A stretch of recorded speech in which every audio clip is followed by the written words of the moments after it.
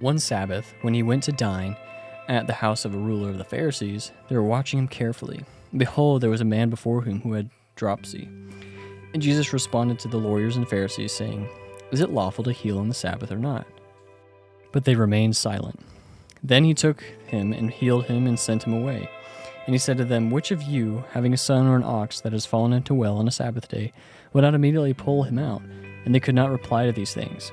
Now he told a parable to those who were invited, when he noticed how they chose the places of honor, saying to them, "When you are invited to someone to a wedding feast, do not sit down in a place of honor, lest someone more distinguished than you be invited by him. And he who invited you both will come and say to you, 'Give your place to this person.'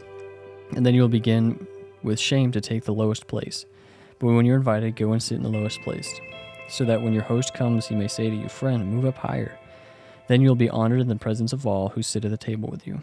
For everyone who exalts himself will be humbled, and he who humbles himself will be exalted." He said to the man who had invited him, "When you give a dinner or a banquet, do not invite your friends or your brothers, or your relatives or your rich neighbors, lest they also invite you in return and you be repaid. But when you give a feast, invite the poor, the crippled, the lame, the blind, and you will be blessed, because they cannot repay you, for they will be repaid at the resurrection. For you will be repaid at the resurrection of the just." When one of those who reclined at table with him heard these sayings, he said, "Blessed is everyone who will eat bread in the kingdom of God." But he said to him, "A man once gave a great banquet and invited many.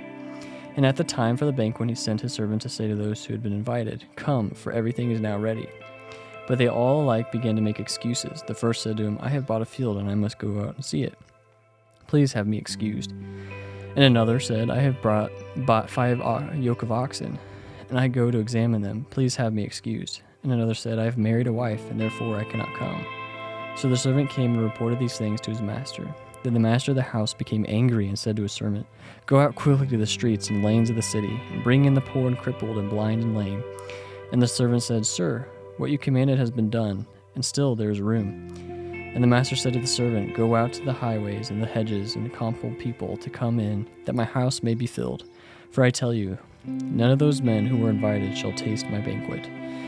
Now great crowds accompanied him, and he turned and said to them, 'If anyone comes to me and does not hate his own father and mother and wife and children and brothers and sisters, yes, and even his own life, he cannot be my disciple. Whoever does not bear his own cross and come after me cannot be my disciple.